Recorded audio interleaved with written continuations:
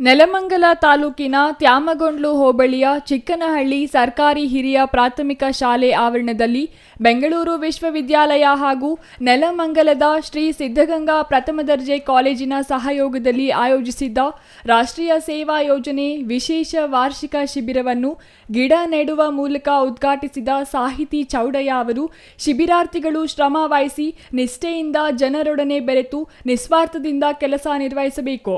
ರಾಷ್ಟ್ರೀಯ ಸೇವಾ ಯೋಜನೆ ಗಾಂಧೀಜಿ ಕಂಡ ಕನಸು. ಹಳ್ಳಿಗಳಲ್ಲಿ ಇಂತಹ ಶ್ರಮದಾನ ನಡೆಸಿ ಸ್ವಚ್ಛತೆ ಬಗ್ಗೆ ಅರಿವು ಮೂಡಿಸುವ ಕಾರ್ಯವಾಗಬೇಕಿದೆ. ಹಳ್ಳಿಗಳ ಉದ್ಧಾರದಿಂದ ಮಾತ್ರ ದೇಶದ ಉದ್ಧಾರ ಸಾಧ್ಯ.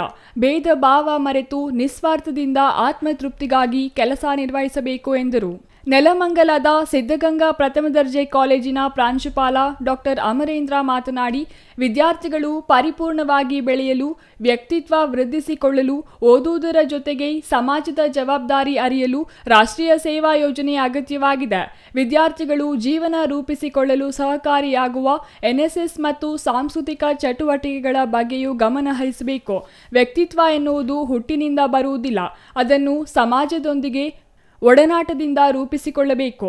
ಸಮಾಜದೊಂದಿಗೆ ಬೆರೆಯಲು ಮತ್ತು ಅದನ್ನು ವೈಜ್ಞಾನಿಕವಾಗಿ ಅರ್ಥೈಸಿಕೊಳ್ಳಲು ಇಂತಹ ಚಟುವಟಿಕೆಗಳು ಅತ್ಯಂತ ಅವಶ್ಯಕತೆ ಎಂದರು. ಏರ್ಪಾಡು ಮಾಡ್ತಾ ಇದ್ದು, ಆಗ ಎಲ್ಲಿ ನೋಡಿದ್ರಲ್ಲಿ ಈ ಕಾಂಗ್ರೆಸ್ ಕಡೆ ತುಮಕೂರಿನಲ್ಲಿ ಬೆಳೆದು ನಿಂತಿರ್ತಿತ್ತು. ಪರಿಸರ ತುಂಬಾ ಹಾಳಾಗೋದು. ನಾವು ಈ ರಸ್ತೆನಲ್ಲಿ ಹೋಗ್ಬೇಕಾದ್ರೆ ಮೂಗು ಕಟ್ಟಿಬಿಡೋದು, ಉಸಿರಾಡಕ್ಕೆ ಆಗ್ತಾ ಇರಲಿಲ್ಲ. ಅಂಥ ವಾತಾವರಣದಲ್ಲಿ ನಾವು ಹೋಗ್ಬೇಕಾಗಿತ್ತು, ಬರಬೇಕಾಗಿತ್ತು. ಅದನ್ನ ಕ್ಲೀನ್ ಮಾಡಿದ್ರೆ ಒಂದು ಕೆರೆಯ ಅಂಗಳದಲ್ಲಿ, ಒಂದು ರಸ್ತೆಯ ಬದಿನಲ್ಲಿ ಈ ಥರ ಎಲ್ಲವನ್ನು ನಾವು ಕ್ಲೀನ್ ಮಾಡ್ತಾ ಇದ್ವಿ.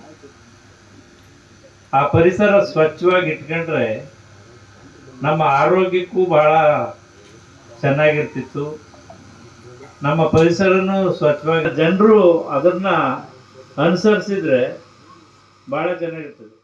ಶಿಬಿರಾಧಿಕಾರಿ ಡಾಕ್ಟರ್ ಜಿ ಗಂಗರಾಜು ಮಾತನಾಡಿ, ಗ್ರಾಮದ ಸರ್ಕಾರಿ ಶಾಲೆ ಆರಂಭವಾಗಿ ಶತಮಾನ ಪೂರೈಸಿದ್ದು, ಶಿಬಿರದಲ್ಲಿ ಶಾಲೆಗೆ ಬಣ್ಣ, ಸುತ್ತಲಿನ ಪರಿಸರ ಸ್ವಚ್ಛತೆ, ಶತಮಾನದ ಸ್ಮರಣ ಸಂಚಿಕೆ ತರುವಲ್ಲಿ ಗ್ರಾಮದ ಹಿರಿಯರೊಂದಿಗೆ ಸಂದರ್ಶನಗಳನ್ನು ನಡೆಸುವ ಕಾರ್ಯ ಮಾಡಲಾಗುತ್ತಿದೆ.